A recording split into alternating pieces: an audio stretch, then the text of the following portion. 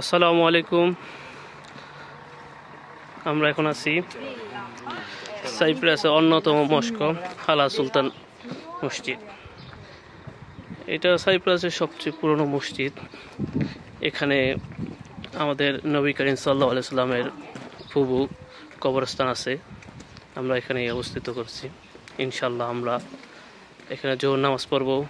পাশাপাশি আমাদের সাথে আছেন মুসলিম ফোরাম অফ সাইপ্রাসের সম্মানিত সেক্রেটারি মোজাম্মেল হোসেন ভাই।